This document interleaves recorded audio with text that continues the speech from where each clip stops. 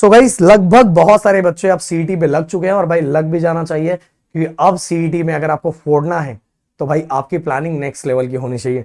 दोस्तों मैं चाहता हूं कि अगर आप सभी को मैं हर सब्जेक्ट के मोस्ट इंपॉर्टेंट चैप्टर दूं तो कमेंट बॉक्स में आईएमपी लिखना। एंड इस वीडियो पे टारगेट लाइक 2000 रखता हूं, जिससे मुझे आपका रिएक्शन समझ में आएगा कि आप में से ज्यादातर बच्चे इस चीज के लिए एक्साइटेड है। ओके, और चलो बिना देरी के मैं बताता हूं कि आपको कौन से सब्जेक्ट को कैसे हैंडल करना चाहिए। और गाइस ये बताने से पहले एक चीज और इन्फॉर्म कर देना चाहता हूं कि आज शाम को 5 बजे अपने अभिषेक सर उतर रहे हैं भाई डेमो के लिए। एक बार जरूर जाके डेमो देखना भाई, नेक्स्ट लेवल की तैयारी आपको दिख जाएगा कि रियल रियल रियल केमिस्ट्री का जो किंग है वो किस तरह से चीजों को डिलीवर करता है। समझ आ? इसी तरह से बच्चे उसको इतना प्यार नहीं करते। देखना तो एक बार जाके शाम को 5 बजे देख लेना भाई। जय हिंद एंड जय महाराष्ट्र। दोस्तों सबसे बात करते हैं, सबसे पहला हम स्टार्ट कर, देखो गाइस ये मैं अभी अनाउंस कर देता हूं, अभी के अभी डायरेक्ट बोलता हूं। जैसे आप सीटी का पेपर दोगे ना, सीटी का पेपर मतलब जब ऑनलाइन एग्जाम होगा, जब बाहर निकलोगे तो आपसे जब लोग पूछेंगे कि भाई सबसे ज्यादा डिफिकल्ट आपका कौन सा एग्जाम गया, तो आप में से ज्यादातर बच्चों का कहना ये रहेगा कि जो फिजिक्स है ना वो सबसे डिफिकल्ट था, केमिस्ट्री जो है वो इजी था, और मैथ मॉडरेट लेवल पे था, एंड बायो जो बच्चे पीसीबी देके निकलेंगे वो बोलेंगे बायो ना इजी टू मॉडरेट था, मतलब इजी ही था, समझ लो। ऐसा कहना सबका रहेगा। ओके, हर साल का ट्रेंड लगभग ऐसा तो ऐसा ही होता है।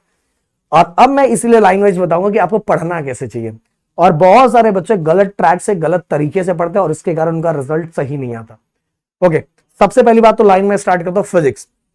देखो दोस्तों, अगर आपको फिजिक्स स्टार्ट करना है तो फिजिक्स में अगर जो बच्चा डायरेक्ट पीवाईक्यू उठा के सॉल्व करता है और उसको लगता है कि अगर मैं पीवाईक्यू सॉल्व करूं, यही डायरेक्ट पीवाईक्यू सॉल्व करूं और यही हमारे एग्जाम में आ जाए, तो ये बिल्कुल गलत सोच है, बिल्कुल गलत सोच है। आपको कैसे करना चाहिए? आपको कॉन्सेप्ट के बाद देन इसके बाद पीवाईक्यू। इवन गाइस फॉर्मूले की ब्रेकिंग भी आपको आनी चाहिए। जैसे गाइस आपको पता है एक ही ओमेगा कितने जगह कितने अलग अलग तरीके से यूज होता है, तो हर फॉर्मूले की ब्रेकिंग आपको आना चाहिए। फॉर्मूला किस तरह से ब्रेक करते हैं, कौन सा फॉर्मूला कहां यूज हो रहा है, कैसे हो रहा है, ये सभी चीजें आपको पता रहना चाहिए। अगर ये पता है तो फिजिक्स में आप आराम से स्कोर कर पाओगे। हाँ गाइस, अगर फिजिक्स में आप 30 to 35 के आसपास भी जा रहे हो ना, तो भी गाइस ओवरऑल परसेंटाइल आपका बहुत अच्छा होगा। मैं बताना चाहूंगा अज्जू सर जिस तरह से ले रहे हैं वो सभी चीजें हम लोगों ने ही डिजाइन की है, मिलकर डिजाइन की है। और उसमें यह बताया गया है कि सर सबसे पहले, सर देखो आप कल का जो डेमो हुआ तो उसमें जाके देखोगे, सर पहले कॉन्सेप्ट, देन कॉन्सेप्ट के बाद देन पीवाईक्यू। आप डायरेक्ट उठा के पीवाईक्यू कर रहे हो भाई, ऐसा कुछ नहीं होगा। ओके, पीवाईक्यू सॉल्व कर लेने से आप सोचोगे वही होगा, भाई थोड़ा बहुत उसे मॉडिफाई करके भी आ जाता है। तो आप कॉन्सेप्ट समझे रहोगे, साइंस समझ में आएगा रहेगा, आपको फॉर्मूले समझ में आया रहेगा, तो आप कुछ चेंजेस कर पाओगे, नहीं तो फिर वहीं बैंड बच जाएगी। तो फिजिक्स को आपको इसी तरह से हैंडल करना पड़ेगा। अब केमिस्ट्री की मैं बात करूं तो देखो केमिस्ट्री बहुत सिंपल होता है, बहुत इजी होता है। अगर अगर आपको केमिस्ट्री का बुक भी रीड करने की थोड़ी हैबिट डालनी चाहिए। केमिस्ट्री के बुक को रीड करने का डेली 30 to 35 मिनट्स 40 मिनट्स आपको हैबिट डालनी चाहिए। एंड साथ में गाइस आप केमिस्ट्री के हर चैप्टर को अगर कॉन्सेप्ट को एक स्टोरी फॉर्मेट में समझते हो एंड उसके पीवाईक्यू को डायरेक्ट भी सॉल्व करते हो ना, तो भी केमिस्ट्री में आपका काम हो जाएगा। केमिस्ट्री में तो बहुत सारे क्वेश्चन स्ट्रेट फॉरवर्ड डायरेक्ट पूछे जाते हैं, जैसे हमारे टेक्स्ट बुक में रहता है उसी तरह से डायरेक्ट पूछे जाते हैं। एंड गाइस उसी तरह से अपने अभिषेक सर भी उसी तरह से लेने वाले हैं। अभिषेक सर ने जो चीजें डिजाइन की मैं वहां रिवील नहीं करूंगा, नहीं तो भाई वो चीजें लीक हो जाएगी, क्योंकि हमने जिस तरह से रैंकर बैच के अंदर कोर्सेज के अंदर चीजों को डिजाइन किया है वो अलग लेवल है। तो केमिस्ट्री के अंदर हम लोग लगभग इतने एमसीक्यू करवाने का प्लान है, क्योंकि एमसीक्यू करवा दिया जाए क्वेश्चन वैसे का वैसे ही आ जाता है। तो हम लोग, और भाई फिर से बोल रहा हूं, बहुत सारे जगह बस आपको मस्का पॉलिश लगाया जा रहा है, क्योंकि उनको खुद को इंजीनियरिंग का तो अता पता कुछ है नहीं। कुछ भी लेवल कुछ भी बताया जा रहा है वैसा नहीं होता। आपको बेसिक से लेके एडवांस लेवल तक की चीजें करनी पड़ेगी, और आपके टेक्स्ट बुक से रिलेटेड, जैसा सीईटी में पूछा जा रहा है। नहीं तो आपको पता भी नहीं चलेगा। देखो स्कोरर बच्चा तो स्कोर करेगा ही, बट ऐसा बच्चा स्कोर करना चाहिए जो बच्चा कभी इसको कुछ हो नहीं पा रहा, वो बच्चा स्कोर करे तो दम है।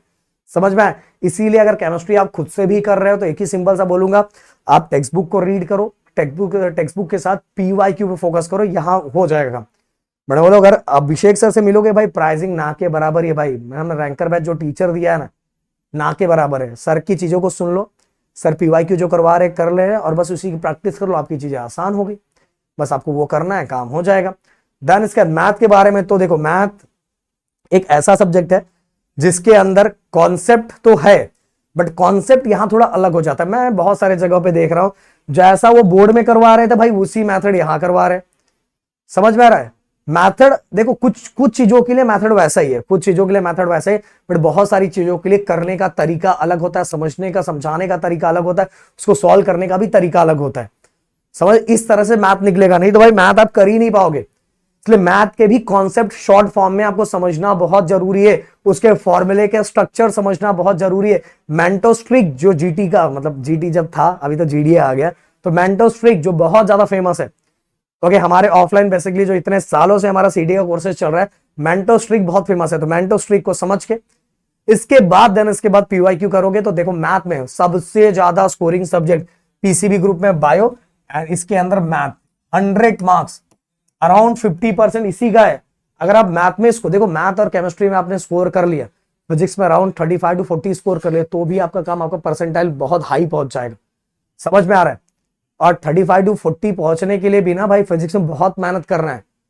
और ऐसा नहीं कि आप आराम से 1 घंटा लग रहा है, 2 घंटा 3 घंटा सेशन देख लिया, नहीं भाई, मैंने बार बोला कंफर्ट जोन से निकल के मेहनत करना पड़ेगा, और मेहनत करोगे तो रिजल्ट चमकेगा। एंड भाई मैथ आपको पता है, राहुल सर जो आगे आप जाने वाले जिसके लिए मेहनत कर रहे हैं ना, उसी के किंग है भाई, रियल किंग है, ऐसे नहीं कुछ भी बोल के, उसी के रियल किंग है। पूरे इंडिया में जितनी यूनिवर्सिटीज चल रही है ना, पूछो जाके। अभी आपको नहीं पता होगा कि अभी आप बहुत सारे लोगों की बातों में आ जाते हो, आपको नहीं पता है, तो क्या ऑरा है ना वो आपको दिखेगा। जैसे फर्स्ट ईयर, जैसे अभी जो बच्चे थे ना इधर उधर के झांसे में पढ़े थे, अभी जब फर्स्ट ईयर में गए उनको पूछो कि राहुल सर का क्या है, क्या ही 12th की चीज है, क्या ही 12th के सीईटी में क्या ही मैथ है, कुछ नहीं है, बस उन चीजों को एनालाइज करके करवाया जा रहा है। वो चीजें आप खुद से भी कर सकते हो, मैंने बताया तरीका आपको, कॉन्सेप्ट, देन इसके बाद पीवाईक्यू। एंड बायो में गाइस मैं बोल रहा हूं, बायो को स्टोरी फॉर्मेट में भी समझ के डायरेक्ट पीवाईक्यू करोगे तो भी काम हो जाएगा, इतना मेहनत का कोई चीज नहीं है। और तापी मिस अगर आप ज्वाइन कर रहे हो तो तापी मिस बहुत बेहतरीन तरीके से चीजों को डिलीवर कर रही है, उस वाइज आप करोगे तो भी आपका काम हो जाएगा, या खुद से टेक्स्ट बुक फॉलो करके पीवाईक्यू करोगे तो भी काम हो जाएगा। समझ में आ रहा है? ओके, तो इस तरह से सभी चीजों को डिजाइन किया है, मैंने आपको सब बता दिया है। और गाइस हमारे रैंकर बैच में भी हम सीईटी किस तरह से निकलेगा, क्या होगा, उस वाइज चीजों को हम डिलीवर कर रहे हैं। बस आपको मेहनत, अगर वहां ज्वाइन हो रहा है तो मेहनत करने के लिए आपको रेडी होना पड़ेगा। साथ में आपको पता है हम तो वेट कर रहे हैं भाई, आप में से कोई अच्छा स्कोरर आए और उसको ऑडिटोरियम में बुला के हम उसका सत्कार करें। और सत्कार करने के साथ आपको सबसे बड़ी बात, राहुल जो बाकी प्राइस हो तो वो साइड हटाओ भाई, 125 रुपए जो राहुल सर का है वो सबसे पावरफुल चीज है। उसकी वैल्यू किसी चीज से नहीं होने वाली, किसी भी चीज से नहीं। यह जो बच्चा, उसी को कदर होगी जिसको पता होगा उन चीजों की वैल्यू।